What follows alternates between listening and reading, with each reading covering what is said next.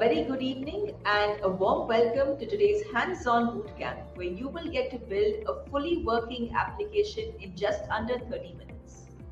I am 𝗪𝗲𝗃𝗲 and I'm the Director for Community and Partnerships with 𝗵𝗲𝗃𝗲𝗃. 𝗵𝗲𝗃𝗃𝗃 is a SaaS technology company supporting over 1 million developers worldwide build their ideas faster by reusing open source software. Our vision is to reinvent digital realization. Very simply put, we'd like to improve the way applications are built.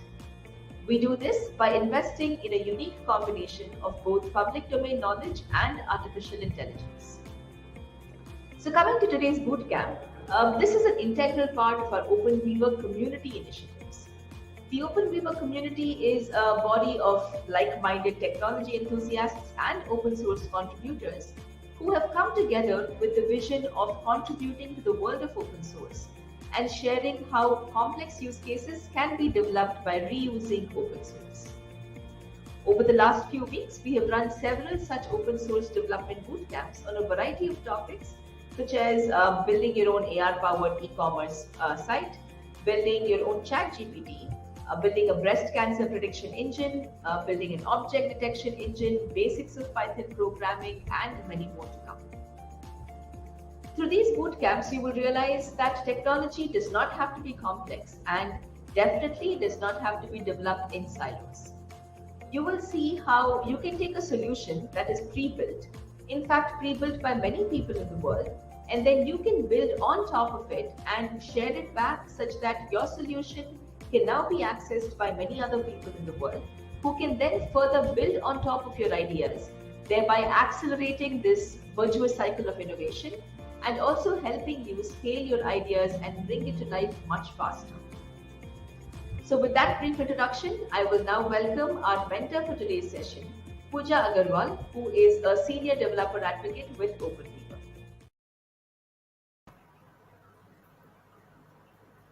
Hello everyone, and welcome to today's session on building your first basic JavaScript application with us today. So let's get into the agenda for the day. We'll talk about this language called JavaScript, which is very popular and has resulted in development of one of the best platforms like Amazon, Flipkart, and whatnot. We'll talk about that. We will talk about what are different data types in JavaScript and also do an interesting code snippet exercise to augment your knowledge in JavaScript. And then we will go ahead and get onto an application as to how you can build a login page using JavaScript with an interactive feature. So before we go ahead and discuss the concepts in detail, I would like to showcase you the solution today. So this is the login page that we'd be developing today, and this simply has an option to enter a username and a password. You can use it as one of the most basic application that you have started or you started your journey in JavaScript with. So we've hard coded the username value to root as well as set the password to also root. So this is your username, your password, and as you click on login, you are able to navigate to another page where you are getting a welcome message. So this is a very simple application where we would be able to showcase the interactive feature of the JavaScript as a language. And let's now quickly get into the setup of this kit. So you are viewing this session currently on the 𝗵𝗲𝗃𝗃𝗃 bootcamp page. If you scroll down, you will see that under the resources section, you have an option to set up your kandi one-click kit. Go ahead and set up this kit. Also, you have an option to get yourself an open source enthusiast badge. For that, the kit that I just set up, you also have to set that kit up. And once you have your web page automatically open in the default browser, reply here, add that screenshot from the session. That will be really helpful. Also, we have these questions for you. You can go ahead and answer these polling questions to check out your knowledge on JavaScript. and this will be helpful for you to interact and get familiar with this community platform. So first of all, what is this one click kit? This solution that you just showcased, rather than setting up individually the required dependencies for JavaScript or anything, actually there are not much that are required to run this simplistic programming language. However, we would still go ahead and develop, or let's say set up this solution completely onto your systems. So I'll go ahead and click on this one click installer. With few clicks, I'll be able to set this onto my system. So as I click, I got onto the kandi.openweavers kit page.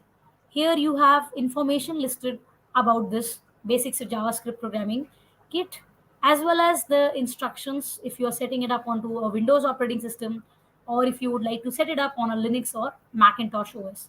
So for now, just follow alongside with me if you are on the Windows operating system. If you are on any other operating system, you just have to download this repository, and rest you can follow alongside with me.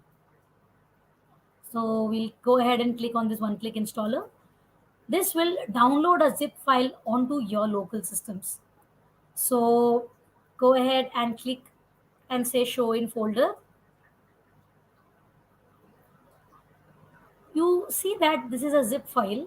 So you have to extract the contents of this zip file. Only after you have extracted the required folder, go ahead and double click it, get to this kit installer. This will ask you for more information. Let it go ahead and say run anyway. Now this has started setting up this kit onto your systems directly. So all this setup will happen in a couple of minutes. Just wait for this kit to set up. In the meanwhile, we will discuss the concepts of the session. Let me know if you would like to get more details on the setup part.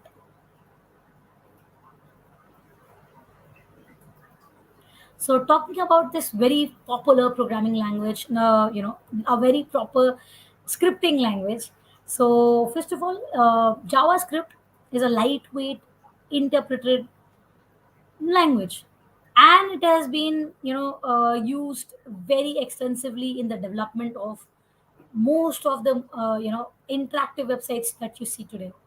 It's everywhere, and for many years in a row, it has been ranked as one of the most commonly used programming languages, with 67.8% of developers employing it in 2019.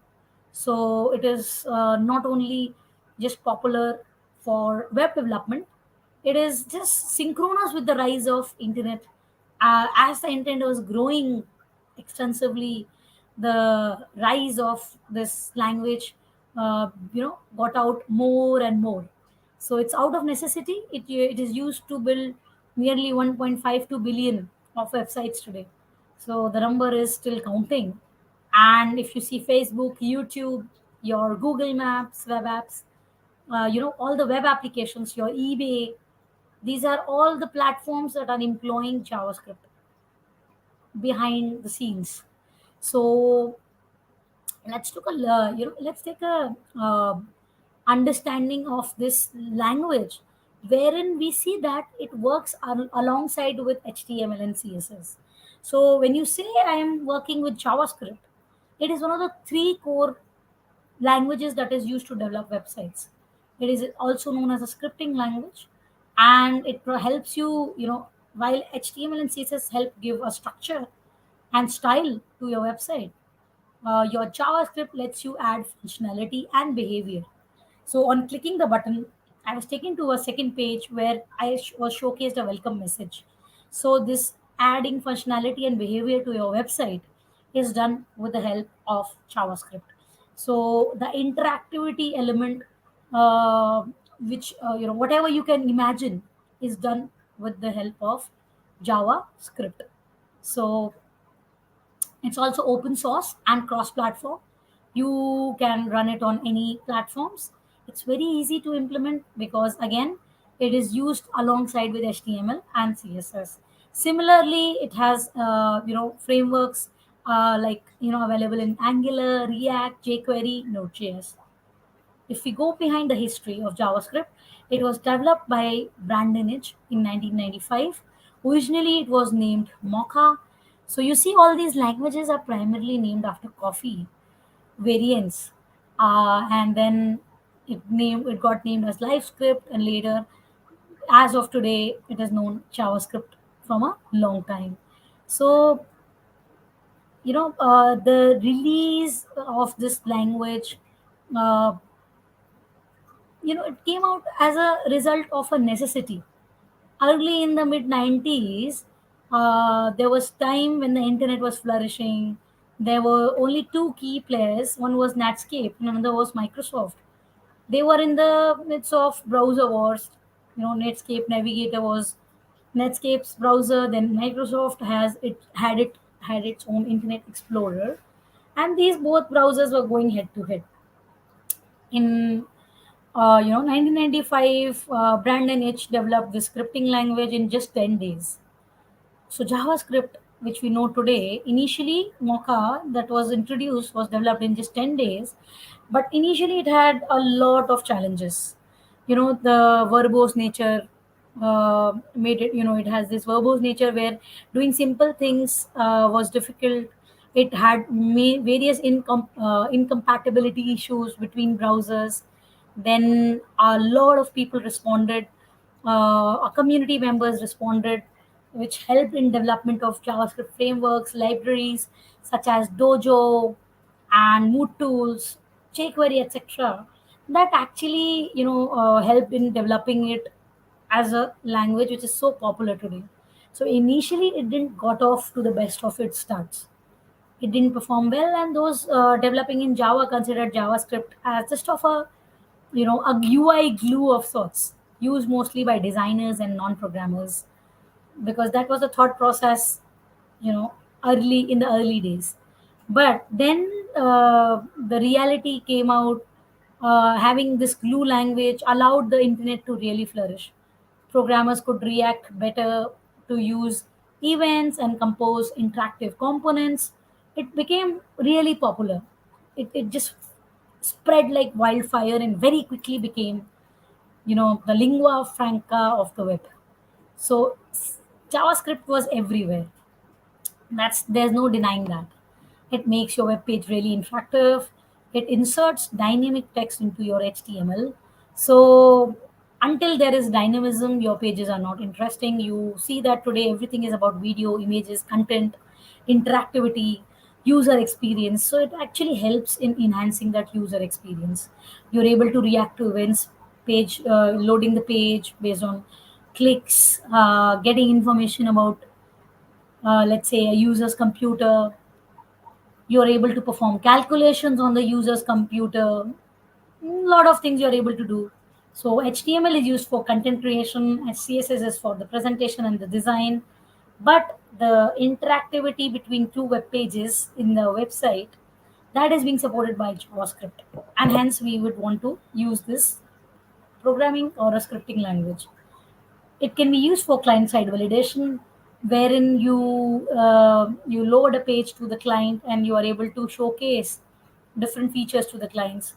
It is used for manipulating your HTML pages, for providing user notifications, backend data loading, presentations, server applications. So whatever you could think of, JavaScript is behind everything and is very essential in today's world. From a developer's perspective, somebody who's interested in web development, they should have to surely come across JavaScript. They can't make a dynamic website without its help. So we'll quickly move to the structure. Initially, we have your HTML, which is a tag of sorts. So this is the format in which your HTML code is written. JavaScript is embedded in between your HTML tags. So either you place it in the body or either you place it in the head. If you see the third line, there is a script tag where you are mentioning the text type as JavaScript, and then you are writing using the document.write to say hello world. So there is an opening script and a closing script tag within the body. That's how your JavaScript structure is being laid out.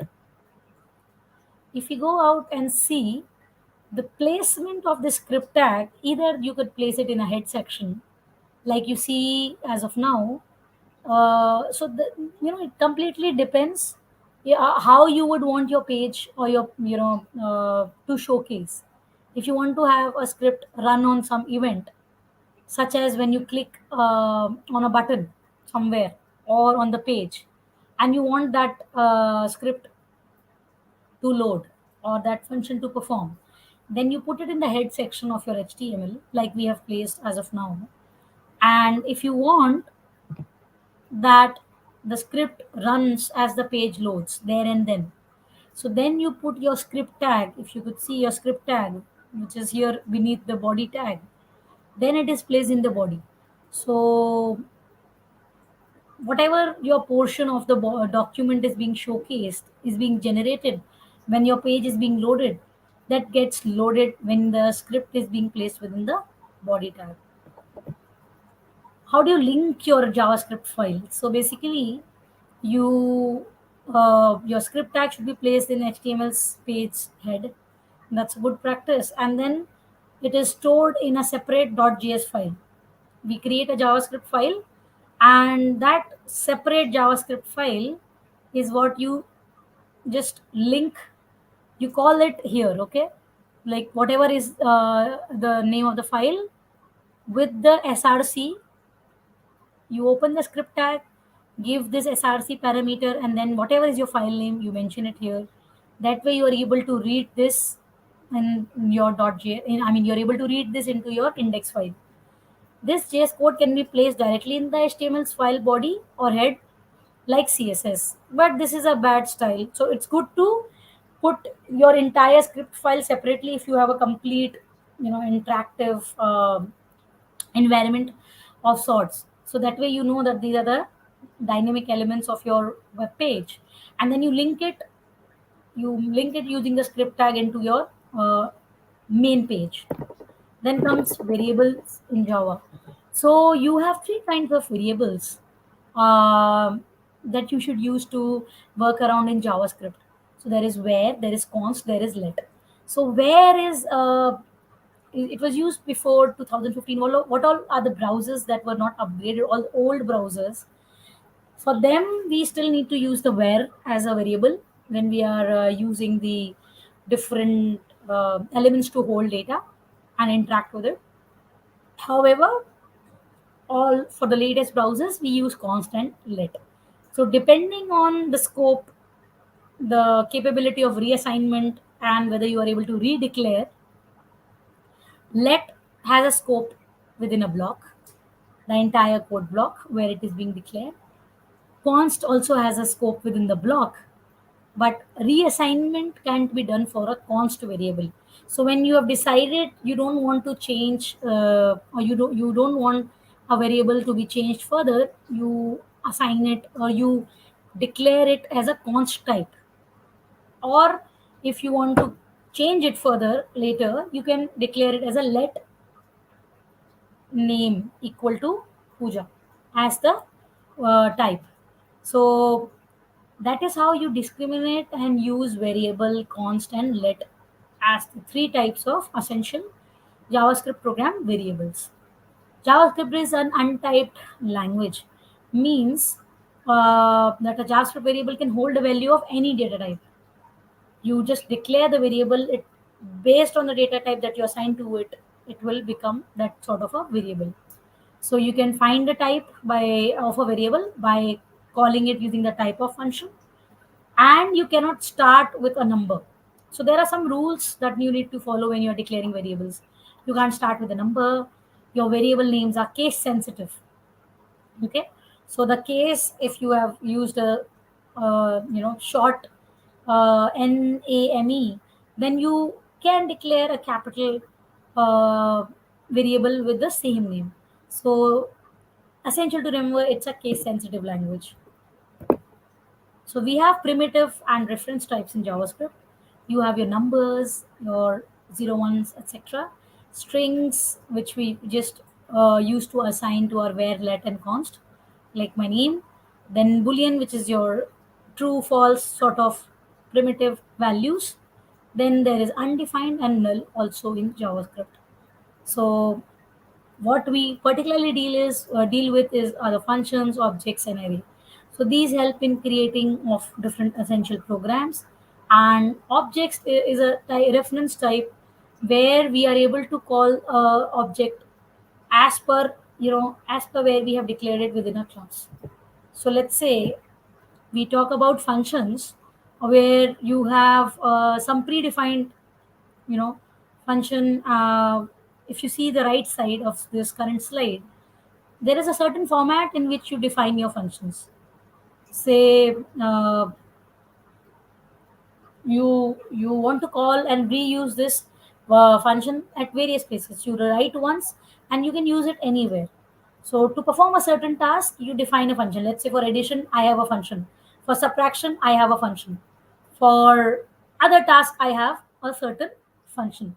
So function parameters help in capturing the input, and then you have your function body, and at the last you return a certain output from the function. So functions could be either user defined or either that they could be predefined. So predefined functions are console.log, alert. User defined functions are your functions where you define the name, you define what are the parameters that you would like to pass into a function, etc. You create as a user these functions. If we talk about quickly an object, these are an unordered collection of related data of primitive or reference types. Let's say key value pairs.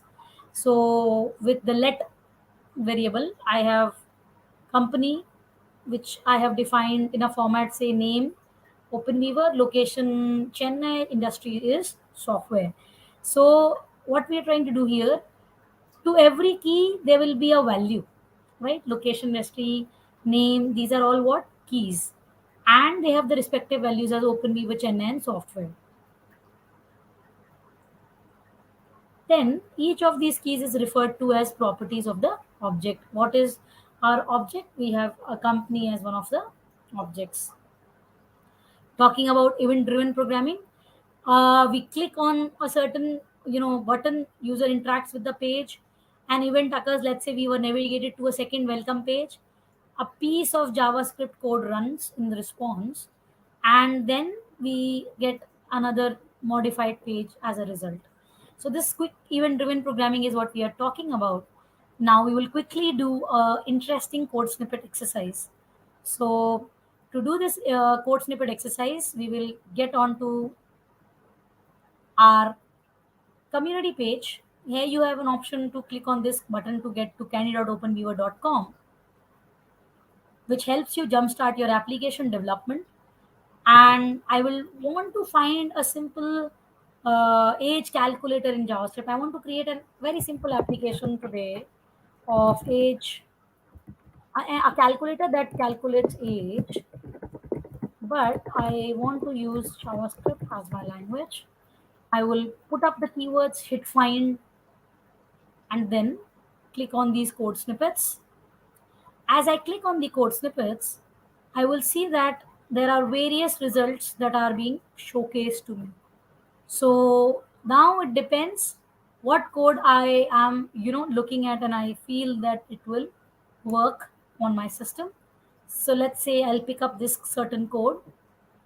Then I will use a IDE, let's say VS Code or any other ID that you would like. You can install VS Code directly from Google. This is the current page code that uh, we showcase the login page for. So you can open it from the folder if you would like. Just go to the kit installer. After you open this kit, just say yes and enter. Your login page will open. Go to this folder, more information. You just have to say open with VS Code. Okay. If you don't have VS Code, if you want to use any other tool, you can use any other tool IDE that you use already, or else just download VS Code and open this folder in VS Code. That way I have all my programs here. Then I will say file, new text file. I copied a certain code snippet. I will paste that directly here. And now I see that I have the script element, but I don't have my basic HTML tags here. So I will enclose this in an HTML tag. I would say HTML. Since I have my opening tag, I will also go ahead and put a closing HTML tag here. And after I have done this, I will use Control S to save this file in the same folder. Let us call it first. Okay, let us just call it first.html, and then let us run this file in our Chrome browser. So as you run this file, you simply saw I was able to get the entire code to myself. Let me run and see whether this will work. Let's say the year is 1985. The month is 8, and the date is 23, and calculate. So then it mentions, according to this, you are 37 years, 8 months, and 8 days. So that is how I'm able to work around a very interesting solution by simply copy pasting it from OpenBeaver, kandi.openbeaver.com, and just adding if there are any missing tags. So I just added this simple tag here, and I'm able to do a very simple code snippet exercise where I have a function called calculate diff, or the difference. I am using from year, from month, and from day. These are my three variables here. Okay, I've defined these three variables. Then I have new data, new date, get full year, get month, get day. These are for the current date. And then I am doing some calculation here. So it's saying for the month, if the current is 2 month, so I just want to minus the from month from this. That way, if today is less than from day, then months minus 1 is assigned to months. Similarly, if the current year is subtracted from whatever is the year mentioned, and accordingly the same code for your years. Then also it is adding the months to plus 12. Based on the year, it is adding the months to plus 12.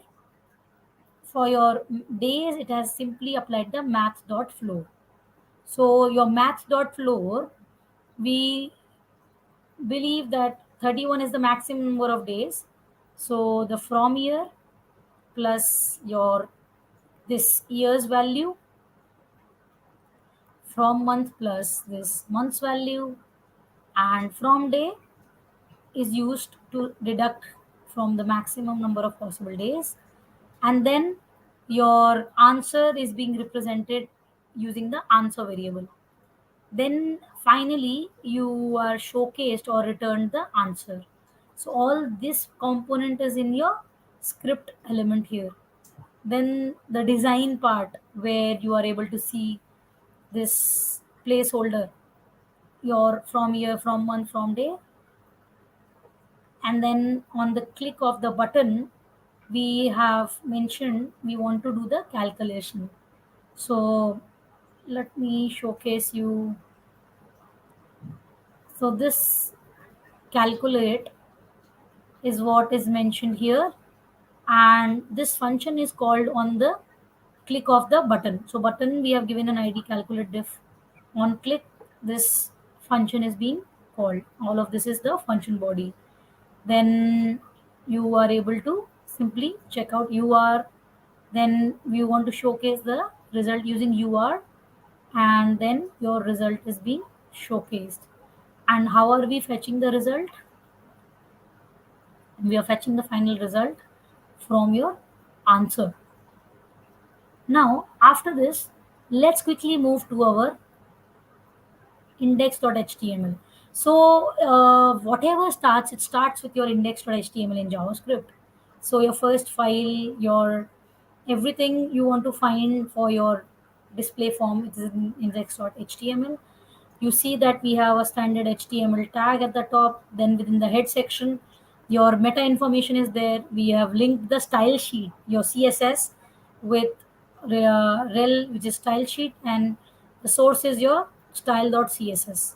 Title is login page. So this login page comes where? Here on the display of the browser. Then you have your JavaScript as your text, script type as text JavaScript.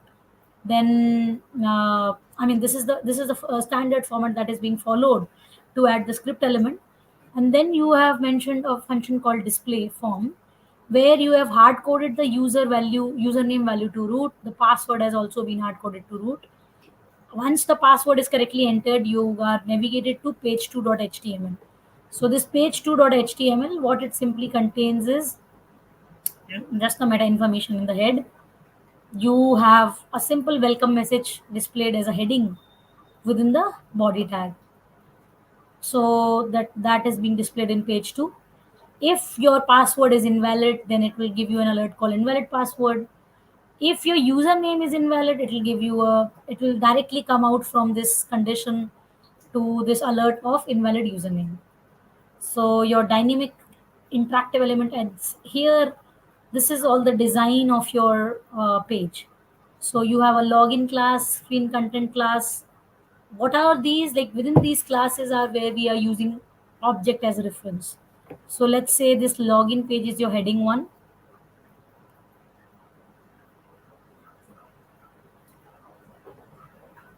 So this login page is your heading 1 that is being showcased here. Then you come down and you see that you have your username defined, your password being defined from the input, and similarly there are buttons. On the click of the button that is being placed within this class, type is button. What is the value? It is called login. This button, the design and all of that is being brought from the definition of this class. Whatever this class definition has is the design of that button. But on click, what we are saying, we want to display this dot form. So it will come to the form display, and whatever is the, which is the page 2. What is happening in this display? We check for these two, form and which you check for the username, you check for the password, and then navigate to page2.html. So that what is happening on the click. You close this, which is part of your form. Your form starts, login form starts here. That form tag ends here. Then you have your screen background and other classes being mentioned here. So with this is how your very, very simple code for a script element is added here. You also have option to check out the CSS. So we have imported the Google font family here that's mentioned, the box, etc. The background color, you set it to purple. You may change it to yellow if you would like. Now if you want to check it, just close this, click go live. You see this part has clearly been changed for the form.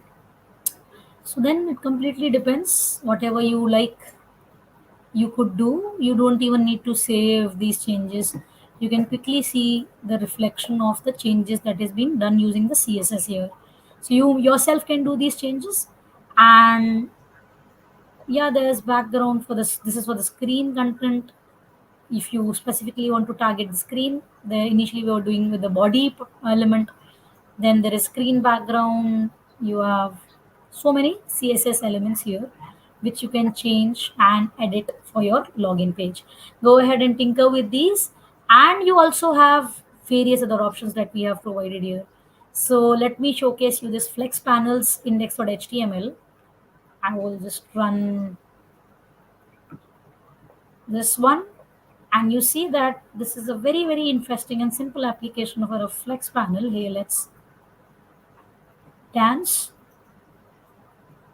give, take, receive, experience it today, give all you can, life in motion. So if you see that such interesting application is what you can develop with JavaScript, simple JavaScript. So this all I have provided to you. If you go ahead, and I'll just stop this. If this is your index.html for your flex, you go ahead and check that. Here you can change the coloring, you can check out these. So from Unsplash, these images are loaded. Go ahead and check out these, and you can also work around with a calculator and various other applications that we have provided in this kit for you. You also have a CSS JSS based clock here.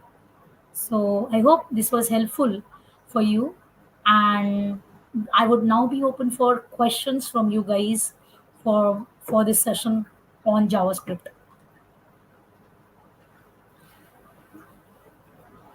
So we have this question coming up from one of our community members, where our community member wants to understand the difference between global, what are global variables and how are these variables declared.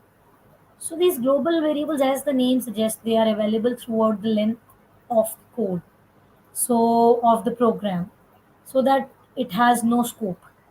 Wherever you would want to use, you can use these global variables. If we talk about the where, the scope for that is limited to a function body. So it is used to declare a local variable or object. If the where keyword is omitted, then a variable becomes global.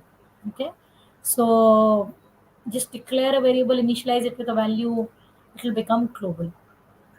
The problem that you face with these global variables are the clash of variable names of local and global scope, and it becomes difficult to debug the code when multiple people are working on code together.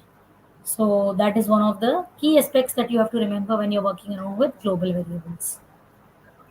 And there is a viewer who wants to understand the difference between Java and JavaScript. JavaScript is a complete object-oriented programming language, wherein JavaScript is, it's a coded program that can be introduced within your HTML pages. These two languages are not at all, interdependent, and they are designed for different purposes. Say Java is an object-oriented complete OOPS programming, or a structured programming language similar to your C++ or C. Whereas when we talk about JavaScript, it's a simple client-side scripting language. Okay, so that's also answer to one of your key questions that you have asked. Uh, Apart from this, I quickly would like to tell you that you are currently viewing this session on this page. This page lists down the kandi one-click kit that you can go ahead and click to set up this very simple, interesting solution of the login page. Apart from this, you can also do very interesting code snippet exercises. So you can, apart from the calculator that we quickly found out, you can also do basic JavaScript function exercise, how a basic JavaScript function can be created. You can click on this link directly and check out a suitable code snippet for you. You can also go ahead and create a new data type in JavaScript. So we have given suggestions for more snippets if you would like to do, like the one I just showcased on age calculation. And also you can go ahead and take your assessment once you are able to go through this session interestingly and get yourself certified, where you are able to also interact with other developers using this chat feature. So this is only available to you once you are logged into the platform. So very important to sign up and log into the community platform. So I hope with this you are able to get good clarification on the very, very basic concepts of JavaScript and develop a quick application of the login page. Do check out the other solutions that are available in the kit, and put your comments for more queries in the chat as well as on the community platform. Thank you.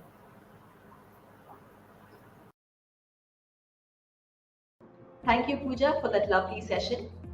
For all our viewers and bootcamp participants, we hope you enjoyed the session and found the use case that was presented valuable. Please note that all of you who participated will be eligible to receive certificates for this bootcamp. In order to receive your certificate, please complete the assessment by answering two very simple questions.